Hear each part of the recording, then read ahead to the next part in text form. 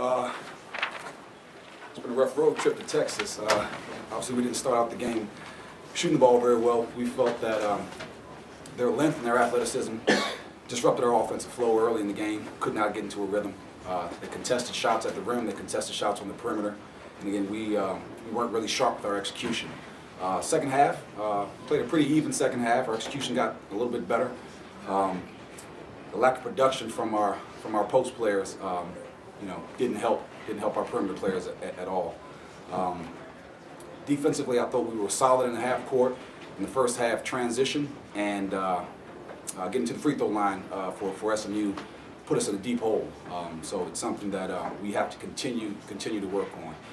Overall, though, we are proud of the fight that they showed in the second half, and a lot of credit to SMU. I mean, that's a very, very good, very deep, very talented, and obviously a very well-coached team that we expect to be an NCAA tournament team. Questions? Coach, can you talk about how difficult it is scoring on them, particularly inside first half? Well, they have length everywhere. I mean, again, they're just so long. I mean, when you start, Russell in your backcourt, Marcus Kennedy. Again, he's not the Marcus Kennedy I remember from a couple of years ago. He's gotten into he's gotten into good shape. He moves very well. He owns the paint. His angles and his positioning, is outstanding. I mean, that was an outstanding game from him today. But just overall, they just kept coming. They just kept coming. All those pieces. They bring in Frazier off the bench and so on and so forth. So that length and that athleticism and the pace of the game, it just disrupted us, on both ends of the floor in the first half.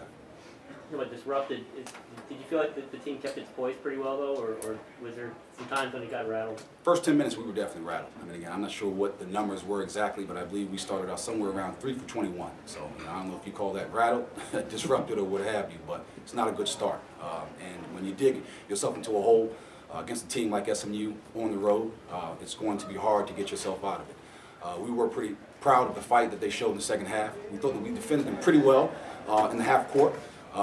But their transition in the first half, caused us some issues. And then we turned the ball over too much in the second half. So whenever we did start to get a flow offensively, it was disrupted by our turnovers. So it was a pretty evenly played second half for us. Again, proud of the fight. But again, a lot of credit to SMU. Talented team. You mentioned Marcus Kennedy and the fact that you saw him a couple of years ago. Beyond the fact that he's in better shape, has he developed more as a player than you expected him to? Or did you know he had this in him? Absolutely. I've actually been watching that young man play. I watched him play AAU, probably 14, 15 years old. He's from the Northeast area, with as well as myself. He's matured. You could see that he has a different command of the game. He shared the game. He let the game come to him, but he also wasn't afraid of the big moments or the big shots. His athleticism, has increased because he's gotten into shape. He runs the floor well.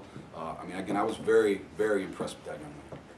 Can you talk a little bit about what you saw from Miles tonight? An off shooting night, obviously 2 for 11, but he kept going to the basket and. Well, Miles is always going to stay in attack mode. Obviously, he is, the engine for this team. He has to do an awful lot. He has to run the team. He has to get everybody organized. He has to do the bulk of the scoring for us.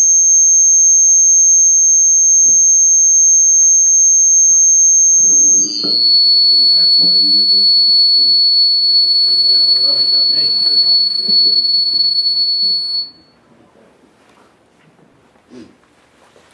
Miles has to do the bulk of the scoring for us, and he has to defend, guys, talented guards like Nick Moore.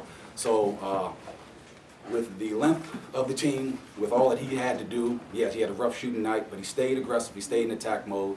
And like I said, hopefully with the day's rest and a couple of good days of practice, we will prepare for our next game, which is a big game at home against UConn. Wally Judge left the game when he had that collision under the basket. Looked like he was sort of hanging his arm a little bit, and then he came back in. Were you surprised he came back in? And any word on how he's doing now? Because he looked, in the handshake after the game, he was shaking left-handed. Yeah, I'm not really sure what the diagnosis is at this point. He has a little bit of a stinger. That's what it was when he came out of the game. Not surprised at all that he came back in. Again, this is a fifth-year senior who is pretty much the heart and soul of this team. I thought he played pretty well today as well. He was pretty efficient. I think he was 4 for 6 from the field. He had 9 rebounds. could use a few more touches. I thought his defense in the first half was very good. I thought that he sprinted back. He somewhat, contained Marcus and contained the paint. Tough game for him. Very physical game. He had an awful crash at the end. So I hope he's going to be okay.